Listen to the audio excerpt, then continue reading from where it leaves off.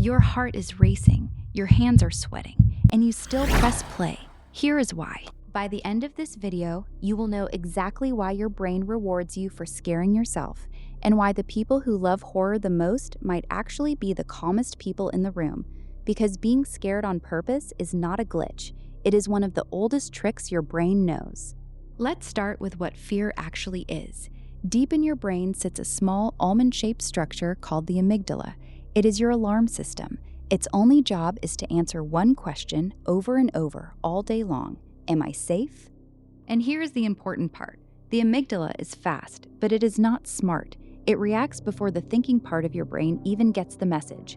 When a face flashes on screen in a horror movie, your amygdala fires in about 1/10 of a second. Your heart rate jumps, adrenaline floods your blood, your pupils widen, your muscles tense, ready to run. Your body is preparing to fight for its life against a television. So the real question is not why horror scares you. That part is automatic. The real question is why you enjoy it. Why do millions of people pay money again and again to trigger the exact alarm system that evolution built to keep them away from danger? The answer comes down to 3 things: safe danger, brain chemistry, and practice. First, safe danger. Psychologists call it the protective frame. It is the quiet voice underneath the fear that whispers, "This is not real." You know you are on your couch, you know the monster is pixels, and that knowledge changes everything. When your brain feels threat and safety at the same time, fear stops being suffering and becomes stimulation. Same racing heart, same sweaty palms, completely different experience. It is the difference between falling off a cliff and riding a roller coaster.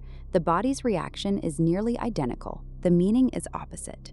This is why a horror movie stops being fun the moment it hits too close to home. If you watched a home invasion film the week after your house got broken into, there is no protective frame. The safety signal is gone, and what is left is just fear. The fun of horror lives in a narrow gap, scared enough to feel it, safe enough to enjoy it.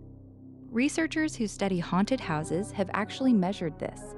They tracked visitors' heart rates and asked them to rate the experience. Enjoyment did not keep rising with fear. It followed a curve. Too little fear? Boring. Too much? Miserable. The best experiences sat right in the middle, a sweet spot of fear. Your brain does not want maximum terror. It wants the edge of terror with a handrail. Second, brain chemistry. When the scare hits, you do not just get adrenaline, you get a cocktail. Adrenaline sharpens you. Endorphins, your body's natural painkillers, take the edge off. And dopamine, the chemical of anticipation and reward, spikes hard. Here's what most people get wrong about dopamine. It is not really the pleasure chemical. It is the what happens next chemical. It surges when something unpredictable might be coming, and horror is an unpredictability machine. Every dark hallway, every slow door creak, every silence that lasts a beat too long, your dopamine system leans forward and says, "Something is coming. I need to know what." Then there is the drop. When the scare ends and your brain confirms you survived, your nervous system swings back toward calm and often overshoots. Fear flips into relief, even euphoria. Scientists studying arousal call a version of this excitation transfer. The leftover charge from fear amplifies whatever you feel next. It is why people laugh right after screaming. It is why a scary movie with friends ends in giggling. And it is part of why couples on early dates love horror films. The pounding heart gets relabeled as excitement, and sometimes as attraction. Third, and this is the deepest reason, practice. Think about what children do without being taught. They play hide and seek. They chase each other pretending to be monsters. They beg for scary stories, then sleep with the light on, then beg for another one. Scary play shows up in every culture on Earth. That is usually a sign something is not an accident. It is a feature. Researchers who study recreational fear argue that horror is a simulator, a flight simulator for your threat system. Inside the safety of fiction, your brain gets to rehearse the worst: being chased, being trapped, losing people, facing death. You feel real fear in a fake situation with a guaranteed exit. Every time you do it, you are quietly learning something priceless. I can feel this and handle it. That is not a small thing. That is emotional training. And there is evidence it works. During the early months of the COVID pandemic, researchers found something surprising. Horror fans reported less psychological distress than non-fans. People who had spent years watching apocalypse and outbreak films felt more prepared when the world actually got scary. They had already run the simulation. This also explains morbid curiosity, why you slow down to look at a car crash, why true crime dominates podcasts, why you cannot look away from the awful thing. Your brain is not broken, it is gathering intel.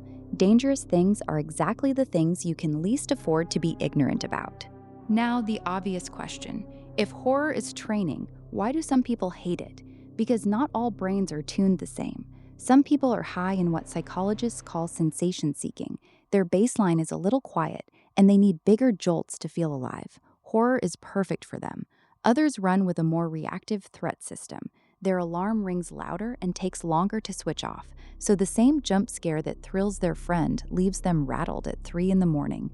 Neither brain is wrong. They are just running different settings on the same machine. Even among horror fans, researchers describe different styles. Adrenaline junkies, who chase the spike itself. White knucklers, who suffer through the fear but come out proud that they made it. And a third group you might call dark copers, people who use horror to face their anxiety on purpose. Watching a monster with a face can feel better than fearing a world without one. So let's put the whole picture together. A scare hits, your amygdala fires before you can think. Adrenaline, endorphins, and dopamine flood in. Your protective frame whispers, "You are safe." Fear turns into stimulation.